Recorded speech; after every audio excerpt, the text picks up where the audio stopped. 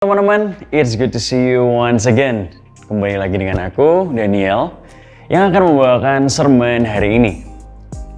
Shout out bagi kalian yang lagi menghadapi exams atau ujian akhir. I pray that the peace and the wisdom of God be with you throughout the process. Dan juga bagi kalian yang mungkin sedang menikmati liburan dengan keluarga ataupun dengan teman-teman kalian. Nah, hari ini kita akan melanjutkan sermon series Youth yang berjudul Yesus Diserahkan. Mari sama-sama kita persiapkan hati kita untuk mendengar firman Tuhan. Aku mengajak kalian untuk menaruh gadget-gadget lain atau menonaktifkan notification dari gadget yang kalian sedang pakai untuk nonton tayangan ini. Oke, sebelumnya mari kita sama-sama berdoa. Bapa di surga, kami mengucap syukur atas hari yang Kau berikan. Hari ini kami dapat bersama-sama mendengarkan firman-Mu sekali lagi. Biarlah kami mengalami perubahan budi, kami juga mengalami transformasi dalam hati kami melalui pendengaran Injil-Mu ini. Biarlah apa yang akan kami dengar bukan hanya sekedar pengetahuan atau sekedar informasi, tapi adalah Injil yang mempunyai kekuatan untuk mengubah kehidupan kami. Dan sehingga apa yang kami lakukan, sehingga perspektif kami mengalami penyelarasan sesuai dengan kehendak-Mu Bapa. Biarlah kami semua terus lapar akan Engkau, akan rema-Mu. Karena kami tahu kami tidak dapat menjalani kehidupan ini sendiri selain dari Kristus yang memampukan kami, yang terus menggandeng dan menopang kehidupan kami. Terima kasih Bapa, kami siap untuk mendengarkan firman-Mu. Biarlah setiap rema-Mu dapat menjadi benih yang jatuh di dalam tanah yang subur, supaya kami dapat terus bertumbuh akan pengetahuan akan Engkau. Terima kasih Bapa, hanya di dalam nama Yesus Kristus kami siap untuk mendengarkan firman-Mu. Sama-sama katakan amin. Nah teman-teman, hari ini kita akan merenungkan kisah di mana Yesus diserahkan dalam bait Allah. Dalam proses ini kita dapat melihat dua orang yang telah lama melayani di dalam bait Allah, di mana Yesus diserahkan. Dua orang yang senior, namun mereka mewakili umat Allah di daerah itu karena mereka secara spesifik telah dipilih Allah untuk berada di dalam momen itu. Mereka bernama Simeon yang menggendong Yesus, di mana Allah berkata kepadanya bahwa ia tidak akan mati hingga ia melihat secara langsung Sang Penyelamat dunia. Dan juga Hana, seorang janda. Setelah puluhan tahun pengabdiannya di bait Allah, dia berpuasa dan berdoa. Akhirnya ia melihat Sang Kristus. Lalu ia mengabarkan tentang Sang Mesias kepada setiap orang yang ia temui. Teman-teman, apakah ada dari kalian yang pernah nonton sebuah film yang berjudul Hachiko?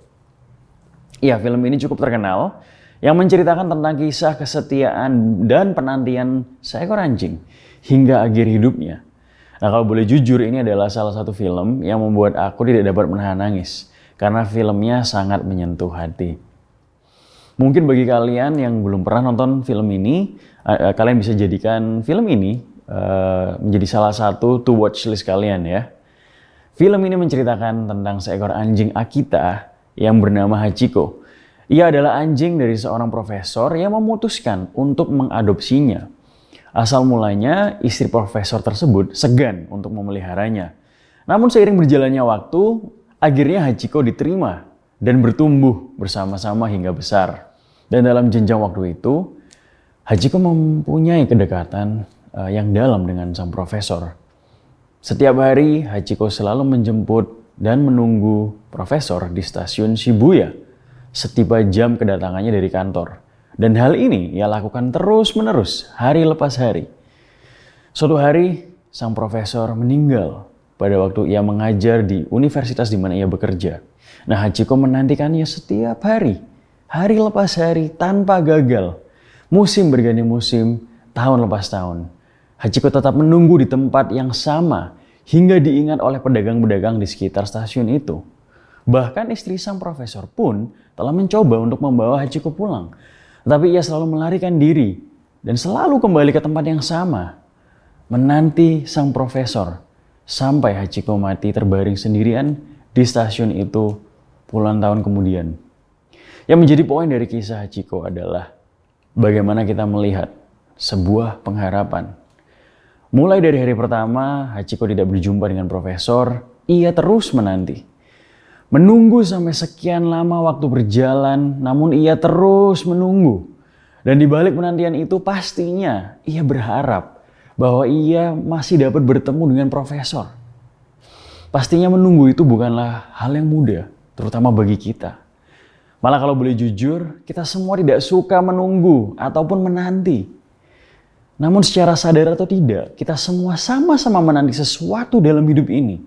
Yaitu menanti sebuah pengharapan yang melebihi dari hal yang sifatnya sementara. Melebihi sekedar sebuah vakansi, pencapaian, ketenaran, dan lain-lain. Nah, di dalam dunia yang jatuh ini, kita menghadapi banyak sekali penderitaan. Sehingga sangat wajar jika kita menanti pengharapan yang sifatnya kekal. Nah, yuk sama-sama kita baca ayat bacaan kita hari ini yang terambil di Lukas pasal yang kedua ayat 25 sampai ke 32. Adalah di Yerusalem seorang bernama Simeon. Ia seorang yang benar dan saleh, yang menantikan penghiburan bagi Israel. Roh Kudus ada di atasnya, dan kepadanya telah dinyatakan oleh Roh Kudus bahwa ia tidak akan mati sebelum ia melihat Mesias, yaitu Dia yang diurapi Tuhan. Ia datang ke bait Allah oleh Roh Kudus. Ketika Yesus, anak itu dibawa masuk oleh orang tuanya untuk melakukan kepadanya apa yang ditentukan hukum Taurat. Ia menyambut anak itu dan menatangnya sambil memuji Allah, katanya, "Sekarang Tuhan, biarkanlah hamba-Mu ini pergi dalam damai sejahtera sesuai dengan firman-Mu.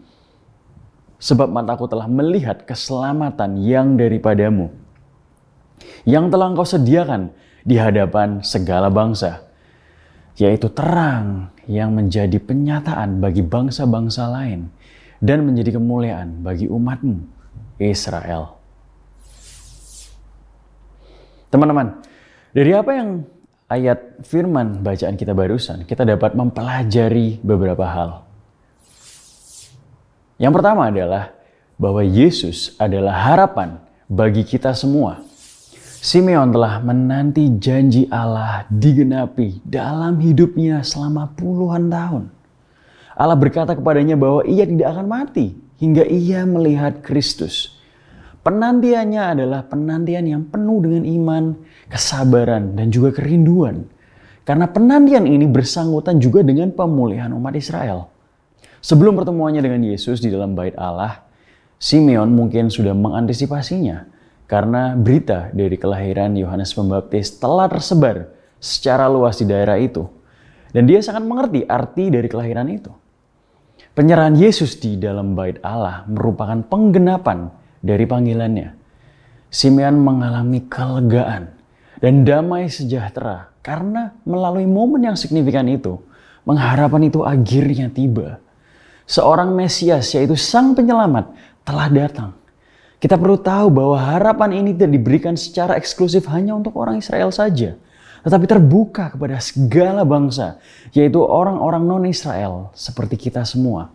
Simeon juga menjelaskan apa yang terjadi dengan kehadiran seorang Mesias ini yang dijelaskan di ayat 34. Lalu Simeon memberkati mereka dan berkata kepada Maria, ibu anak itu, "Sesungguhnya anak ini ditentukan untuk menjatuhkan atau membangkitkan banyak orang di Israel dan untuk menjadi suatu tanda yang menimbulkan pembantahan." Kehadiran Yesus membawa pengharapan bagi kita, umat yang dipilihnya. Yaitu umat yang terdiri dari etnisitas dan budaya yang berbeda-beda dari seluruh pelosok dunia. Bagi yang telah Allah tetapkan, maka mereka akan dimampukan untuk bertekun sampai akhir dalam pengharapan di dalam Kristus. Yesus, pada waktu dia hadir, dia mengangkat orang yang rendah hati dan merendahkan orang yang merasa dirinya benar atau tinggi hati. Simeon menatangnya dengan kasih dan sukacita. Namun Yesus ditolak oleh umatnya sendiri. Simon Petrus, seorang murid Yesus yang menyangkalnya, akhirnya mengalami pertobatan, dipulihkan, dan akhirnya menghidupi panggilannya. Sedangkan di sisi yang lain, seorang Yudas Iskariot mengakhiri hidupnya karena keputusasaan yang timbul dari kesalahannya. Dua pencuri yang disalibkan di sebelah Yesus. Satu berakhir dengan meletakkan kepercayaan kepadanya sebagai penyelamat. dan satunya menghujat dalam keberdosaannya. Sebagai contoh, di dalam sekeliling kita terdapat banyak sekali materi-materi seperti kayu, plastik, karet, besi, dan lain-lain. Tahukah teman-teman bahwa tidak semua materi dapat menahan panasnya api? Kita yang dipilih Kristus ibarat batu permata. Pada waktu kita ditemukan, kita tidak mempunyai nilai. Kita juga tidak terlihat bersinar atau berharga seperti permata yang dijual pada umumnya. Namun Kristus adalah api yang memurnikan kita. Kita dimurnikan melalui proses di mana kita dibakar dengan suhu yang sangat tinggi. Sama seperti pergumulan yang kita hadapi dalam hidup ini. Namun perbedaannya adalah anugerahnya memampukan kita untuk bertahan. Sehingga kita tidak hangus seperti materi-materi lain. Sehingga kita tidak hangus melainkan kita menjadi berharga. Inilah pengharapan yang ditemukan di dalam Kristus. Kita mungkin terbakar, tetapi kita tidak hangus. Sehingga aplikasinya adalah sebagai pengikut Kristus, kita dipanggil untuk mengabarkan Injil yang menceritakan Kristus, sang pengharapan dunia satu-satunya. Dan dengan harapan yang sama yang kita terima, kita dimampukan untuk menjadi generasi garam dan terang yang tidak lagi bergantung kepada kekuatan kita ataupun kondisi, melainkan pengharapan yang telah mengatasi dunia ini. Filipi 1 ayat 6 berkata, "Akan hal ini aku yakin sepenuhnya, yaitu Ia yang memulai pekerjaan yang baik di antara kamu, akan meneruskannya sampai pada akhirnya pada hari Kristus Yesus." Poin yang kedua adalah Yesuslah kepenuhan yang sesungguhnya. Kita lanjut baca di ayat ke-36. Lagi pula di situ ada Hana, seorang nabi perempuan anak Fanuel dari suku Asyer. Ia sudah sangat lanjut umurnya. Sesudah kawin ia hidup 7 tahun lamanya bersama suaminya. Ayat 37, dan sekarang ia janda dan berumur 84 tahun. Ia tidak pernah meninggalkan bait Allah dan siang malam beribadah dengan berpuasa dan berdoa. Dan pada ketika itu juga datanglah ia ke situ dan mengucap syukur kepada Allah dan berbicara tentang anak itu kepada semua orang yang menantikan kelepasan untuk Yerusalem. Tidak banyak yang diketahui tentang Hana, kecuali bahwa ia adalah seorang janda yang sudah tua, 80 tahun usianya, yang mendedikasikan hidupnya setelah ditinggal mati suaminya 7 tahun setelah mereka menikah. Namun di balik perikop yang cukup singkat ini, Alkitab menunjukkan bahwa bagaimana seorang janda yang sangat mungkin mengalami tawar hati karena tragedi meninggalnya sang suami. Namun ia tidak kehilangan pengharapan. Dan pada waktu ia bertemu dengan sang penebus, Hana menceritakan tentang Yesus kepada semua orang yang ia kenal. Bagi umat Israel yang menantikan penebus. Kisah Hana menunjukkan satu sosok yang menantikan sesuatu yang melebihi dari kondisinya. Ia sudah tua, ia seorang janda, dan sangat lama penantiannya untuk bertemu dengan seorang penyelamat umat Israel. Akhirnya ia mengakhiri penantian itu. Seolah seperti bejana kering dan kosong, yang akhirnya mengalami kepenuhan. Bahkan air meluap dari dalam karena ia telah melihat wajah Sang Kristus. Sehingga apa yang terjadi tidak dapat dibendung. Ia menceritakan tentang kabar baik tentang datangnya Sang Penyelamat umat manusia. Sekali lagi ke setiap orang yang ia temui. Itu adalah wujud dari kasih karunia Allah yang tidak dapat kita simpan untuk kita sendiri. Dan pada waktu kita mengalami dan mengenal Kristus, sehingga respon natural kita adalah untuk membagikan Kristus kepada sesama. Dunia sering membombardir kita dengan banyak sekali janji-janjinya yang memberikan kepuasan sejenak atau kenikmatan sementara. Dan semuanya akan berakhir dalam pencarian yang tiada henti. Setiap ciptaan di dunia ini tidak dapat memberikan kepenuhan yang sejati. Tetapi kita yang bergumul dengan dosa, sering kita jatuh dalam pengertian yang keliru, di mana kita mengisi kekosongan di dalam jiwa dan hati kita dengan hal-hal yang fana. Namun puji Tuhan, Ia adalah Allah yang penuh dengan belas kasih. Nama Hana berarti anugerah. Allah datang dan memberikan kita air kehidupan yang membuat kita tidak haus lagi. Seharusnya kita yang menanggung setiap hukuman dosa. Kristus turun untuk menebus kita dan memberikan kita pengharapan yang kekal. Ia memberikan kita anugerahnya. Sehingga kasih karunia Allah lah yang memampukan kita untuk hidup dalam pengabdian. Sebagai ilustrasi, ada beberapa temanku yang sempat ngobrol-ngobrol tentang karir, pekerjaan, dan mereka waktu itu membahas tentang pertimbangan antara bekerja berdasarkan pendapatan dan bekerja sesuai passion. Sungguh pertanyaan yang tidak mudah untuk dijawab. Namun setelah kita diskusi panjang lebar, ternyata ia memberikan aku tawaran untuk menjadi bisnis partnernya dengan pertimbangan bahwa hal ini akan mendatangkan pemasukan atau gaji yang menjanjikan dan tuntutan waktu bekerja yang fleksibel dan ringan dibanding dengan yang sekarang. Sempat aku merasa tergoda sebagai manusia. Namun pada waktu itu aku yakin Roh Kudus memberikan aku hikmat dan keyakinan untuk menanggapi tawaran itu dengan baik. Aku bercerita tentang kepuasan yang aku alami di balik apa yang aku lakukan sekarang. Meskipun secara tenaga dan juga jam kerja bisa dianggap berat, namun aku dapat melihat pertumbuhan yang terjadi di dalam hidupku ini dan juga orang-orang di sekelilingku yang aku layani. Kepuasan itu tidak dapat aku berikan ukuran nilai secara materi, melainkan damai, sejahtera, dan kepenuhan yang aku selalu alami dan membuatku yakin bahwa apa yang aku lakukan bukanlah sekedar pekerjaan untuk menafkahi diriku ataupun sebuah hal yang aku suka lakukan, yaitu passion, melainkan ini adalah sebuah kehormatan yang luar biasa dalam hidupku, di mana aku dapat mengabdikan hidupku untuk pekerjaan Allah yang sifatnya kekal. Nah, semoga ilustrasiku tidak disalahpahami oleh kalian, dan aku tidak berkata bahwa mencari nafkah itu tidak penting. Tetapi yang aku maksud adalah ada nilai yang melebihi apa yang uang dapat berikan, yang hanya dapat kita terima ketika kita mengalami Kristus dalam hidup kita, melalui apa yang Ia panggil untuk kita kerjakan. Sehingga aplikasinya adalah kita perlu menyadari bahwa kematian Kristus artinya Ia telah menebus kita dari cara-cara lama kita, termasuk pola pikir dunia yang memikirkan tentang hal yang sementara tanpa mempertimbangkan unsur kekekalan. Hidup yang berpusat kepada Injil, itulah tujuannya. Sehingga kini kita sebagai orang-orang yang berinjil, kita yang tidak mampu dan rentan dimampukan untuk setia dan bertekun dalam iman. Dan karena dosa, kita yang dulu hidup dengan diri sendiri sebagai pusat, kini kita diberikan keberanian untuk berbagi tentang Kristus kepada orang lain.